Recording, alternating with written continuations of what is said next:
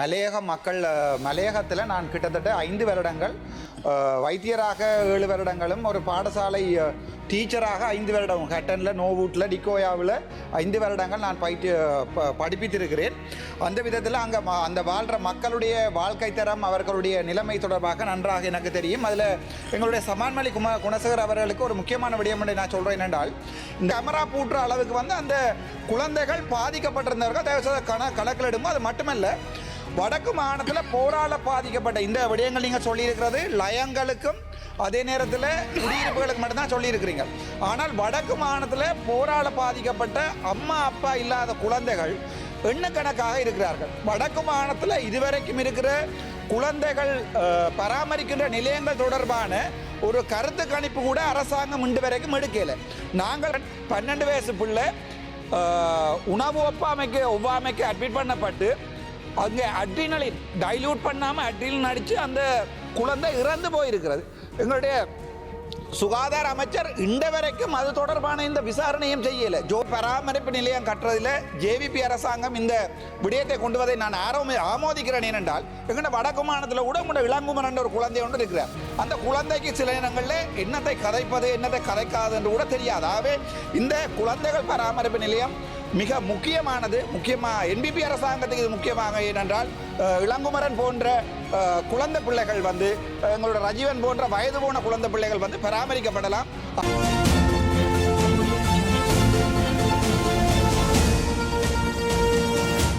මන්ත්‍රීතුමා මීළඟට රාමනාදන් අර්ජුන මන්ත්‍රීතුමා ගරු මන්ත්‍රීතුමා විනාඩි 7ක කාලයක් තියෙනවා.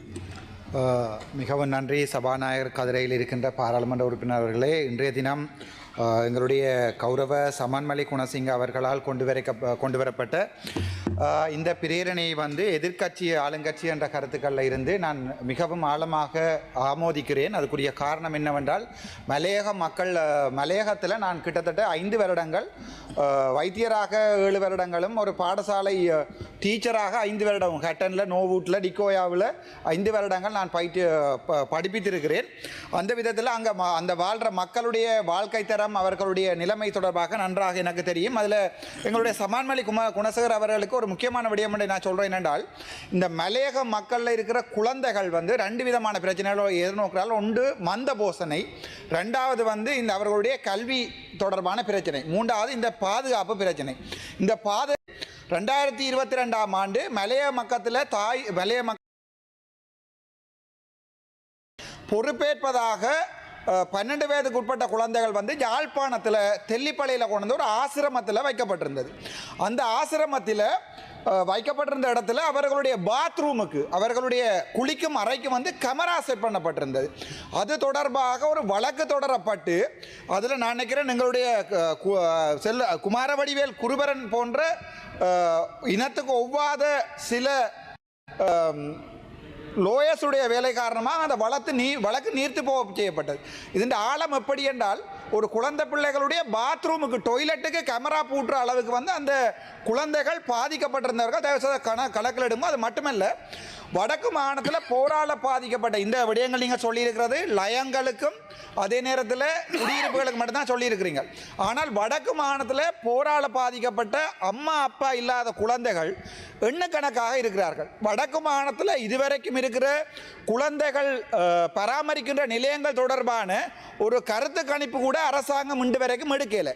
நாங்கள் போய் பார்க்கிற நேரங்களில் SOS இருக்கிறது. SOS ஒரு அங்கீகரிக்கப்பட்ட, உங்களுக்கு தெரியும், சேவா சோழண்டு அங்கீகரிக்கப்பட்ட ஒரு இடம்தான் SOS. ஆனால் அது தவிர தனியார் நடத்துகின்ற எத்தனையோ தரம் குறைந்த குழந்தைகள் பராமரிக்கின்ற இடங்கள் வடக்கு மாநிலத்தில் இருக்கிறது. ஸோ அதை அரசாங்கம் ஒரு கணக்கொன்றை எடுத்து அந்த பிள்ளைகளுடைய தகவல்களை எடுத்து அரசாங்கத்திட்ட கொண்டு வரணும். எங்களுடைய கௌரவ குழந்தைகளுக்கு சம்பந்தமான அமைச்சர் சாவித்ரி போல்ராஜிட்டையும் நான் நேரடியாக கேட்டிருந்தேன். 2வது விடயம், இந்த குழந்தைகள் தொடர்பான விஷயத்தில் சாதாரணமாக வெளிநாட்டில் ஒரு குழந்தை துன்புறுத்தப்பட்டால் அவர்களுடைய ஹாட்லைனுக்கு கால் பண்ணுகின்ற போது போலீஸார் நேர வருகிறார்கள். சைல்ட் சர்வீஸ் ஆஃபீஸர்ஸ் என்று இருப்பார்கள். அவர்களுக்கு போலீஸாரை விட அதிக தராதரங்கள் இருக்கும். அவர்கள் நேரடியாக போய் இன்டர்வென்ஷன் செய்யலாம். ஆனால் இலங்கையை பொறுத்த வரைக்கும் ஒரு உதாரணத்துக்கு ஒரு டெவலப்மெண்ட் ஆஃபீஸரோ அல்லது வந்து ஒரு கம்ப்ளைண்ட் வந்தால் போய் ஒரு குடும்பத்தில் ஒரு குழந்தையை பாரம் எடுக்க இயலாது. ஆகவே அரசாங்கம் நான் நினைக்கிறேன் இந்த விடயத்தில் அதிகம் கவனம் செலுத்தணும். அம்மனி இன்னொரு விடயத்தையும் சொல்லுறேன், சரியாக கவலைப்படுங்க. நீங்கள் ஒரு அம்மான்னு நினைக்கிறேன், நான் சரியாக கவலைப்படுவீங்கன்னு நினைக்கிறேன். முல்லைத்தீவில் வந்து மாஞ்சோலை வைத்தியசாலையில் ஒரு 2 வீக்ஸ் 2 கிழமைக்கு முன்னம் குகணேசன் டினோஜான்கிற பிள்ளை 12 வயசு பிள்ளை, நான் ஒரு வைத்தியர் அதால் தான் சொல்கிறேன், 12 வயசு பிள்ளை உணவு ஒவ்வாமைக்கு அட்மிட் பண்ணப்பட்டு அங்கே அட்ரினலின் டைல்யூட் பண்ணாமல் அட்ரினலின் அடித்து அந்த குழந்தை இறந்து போயிருக்கிறது. எங்களுடைய சுகாதார அமைச்சர் இன்று வரைக்கும் அது தொடர்பான இந்த விசாரணையும் செய்யலை. ஜோஜி பாருங்கோ, தெற்கிலையோ அல்லது வந்து சிங்கள மக்கள் வாழுகின்ற பிரதேசத்தில் ஒரு 12 வயது பிள்ளைக்கு அட்ரினலின் அடித்து அந்த பிள்ளை செத்து போயிட்டேன்டா. உதாரணத்துக்கு ஒரு அஸ்மா வந்தால் சல்பியூட்டமோல் நெபிலைஸ் பண்ணணும், ஹைட்ரோகோட்டிசோம் கொடுக்கணும், எதுவுமே இல்லை. அட்ரினலின் அடித்து பிள்ளை செத்துட்டுது. உறவினர்கள் எல்லாம் வைத்தியசாலைக்கு வெளியால் இருந்து போராடுகிறார்கள். ஆனால் அது வெளியே தெரிய வரவில்லை. ஏனென்றால் வடக்கு கிழக்கு மாகாணம், எனக்கு தெரியல, உங்களுடைய மனச்சாட்சி ஒன்று இருந்தால் வடக்கு கிழக்கு மாகாணத்தையும் இதில் நீங்கள் சேர்த்துருக்கலாம் இந்த பிரேரணை. உங்களுடைய நான் ஒரு எதிர்கட்சி, நான் நினைச்சால் இந்த பிரேரணையை எதிர்த்து தான் கதைக்க வேணும். ஆனால் உங்களுடைய நல்ல பிரேரணை என்றால் நான் உங்களுக்கு இதை ஆமோதித்து கதைக்கிறேன். ஏனென்றால் வடக்கு கிழக்கையும் சற்று பாருங்க, போரால் பாதிக்கப்பட்ட எத்தனையோ குழந்தைகள் இருக்கிறார்கள், அம்மா அப்பா இல்லாத எத்தனையோ குழந்தைகள் இருக்கிறார்கள், எத்தனையோ குழந்தை அநாதை இல்லங்கள் இருக்கிறது. அவர்களுக்கு பணம் சேர்க்கிறோம் என்று வெளிநாட்டில் இருக்கிற டயஸ்போராக்கள் வந்து சில பாராளுமன்ற உறுப்பினர்கள் உட்பட, முக்கியமாக ஸ்ரீதரன் போன்றவர்கள் வந்து வெளிநாட்டிலிருந்து பணம் கொள்ளையாக வேண்டுகிறார்கள் அந்த குழந்தைகளை பராமரிக்கிறோம். கடைசி நேரத்தில் விடுதலை புலிகளால் கடைசி நேரத்தில் வைத்திருக்கப்பட்ட குழந்தைகள் இடம்பெயர்ந்து இப்போது அவர்கள் வளர்ந்து கல்யாணம் கட்டி இருக்கிறார்கள். ஆனால் இருக்கிறதுக்கு வீடு இல்லை, அம்மா இல்லை, அப்பா இல்லை, இருக்கிறதுக்கு வீடும் இல்லை. ஆகவே இந்த பிரேரணையில் நீங்கள் வடக்கு மாகாணத்தையும் அல்லது வந்து போரால் பாதிக்கப்பட்ட அந்த குழந்தைகளையும் சேர்த்துருந்தீங்கன்னா சந்தோஷப்பட்டிருப்போம். ஒரு விடயம். அடுத்தது இன்னொரு விடயம் சொல்கிறேன் என்றால், இந்த குழந்தைகள்ன்றது எங்களுடைய எதிர்காலம். எனக்கும் குழந்தை ஒன்று இருக்கிறது. இந்த குழந்தைகள்ன்றது எங்களுடைய எதிர்காலம்.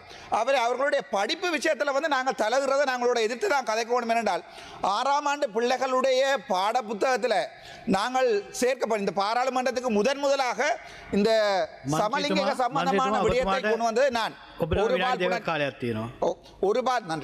ஒரு பால் புணர்ச்சி தொடர்பான விடயத்தை இந்த பாராளுமன்றத்தில் முதலாக சமர்ப்பித்தது நான்.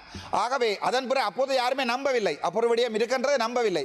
ஆனால் அந்த விடயத்தில் அது தவிர வடக்கு மாகாணத்து குழந்தைகளுடைய ஒரு காலத்திலே யாழ்ப்பாணம் வந்து வடக்கு மாகாணத்தில் இருக்கிற வைத்தியர்கள் கூட தெற்கில் வந்து வேலை செய்து பிரபல்யமான வைத்தியர்களாக இருந்தவர்கள். ஆனால் இப்போது வடக்கு மாகாணத்தில் இருந்தால் முழு கஞ்சா கபின் எல்லாமே வடக்கு மாகாணத்தில் இருந்தால் இந்தியா ஊடாக தெற்கு கொண்டு வரப்படுது. ஆகவே குழந்தைகளுடைய எதிர்காலம் என்று நீங்கள் பார்க்கல, அந்த விடயங்களை பார்க்கணும். ஆனால் இந்த குழந்தைகளுக்கு பராமரிப்பு நிலையம் கட்டுறதில் ஜேவிபி அரசாங்கம் இந்த விடயத்தை கொண்டு வதை நான் ஆமோதிக்கிறேன். ஏனென்றால் எங்கள்ட வடக்கு மாகாணத்தில் கூட உங்களோட இளங்குமரன் என்ற ஒரு குழந்தை ஒன்று இருக்கிறார். அந்த குழந்தைக்கு சில நேரங்களில் என்னத்தை கதைப்பது என்னத்தை கதைக்காது என்று கூட தெரியாது. ஆகவே இந்த குழந்தைகள் பராமரிப்பு நிலையம் மிக முக்கியமானது. முக்கியமாக என்பிபி அரசாங்கத்துக்கு இது முக்கியமாக. ஏனென்றால் இளங்குமரன் போன்ற குழந்தை பிள்ளைகள் வந்து எங்களோட ரஜீவன் போன்ற வயது போன குழந்தை பிள்ளைகள் வந்து பராமரிக்கப்படலாம். ஆகவே ஆனால் இந்த வடக்கு மாநிலத்தில் இருக்கிற போரால் பாதிக்கப்பட்ட இந்த குழந்தைகளுக்கு தயவு செய்து தாங்கள் ஏதாவது ஒரு நல்ல விடயம் ஒன்றை செய்யணும். எத்தனையோ தாய் தந்தை இல்லாத பிள்ளைகள் வடக்கு மாநிலத்தில், முக்கியமாக கிளிநொச்சி வருமானம் குறைந்த மாவட்டம், முல்லைத்தீவு வருமானம் குறைந்த மாவட்டம், மன்னார் வருமானம் குறைந்த மாவட்டம், வவுனியா வருமானம் குறைந்த மாவட்டம். ஆகவே இப்படியான ப்ரொபோசல் கொண்டு வரும்போது தெற்கு மலையகம் என்று மட்டும் கொண்டு வராமல் வடக்கையும் சேர்த்து வடக்கில் வாழுகின்ற தமிழ் மக்கள் கூட இந்த நாட்டின் பிரஜைகளாக நீங்கள் கருதி இந்த பிரேரணையை கொண்டு வந்திருங்களா நன்றாம். ஆனால் உங்களுடைய இந்த பிரேரணையை நான் ஆமோதிக்கிறேன். நல்ல விடயம். தேங்க்யூ. Bomis Suti Garum.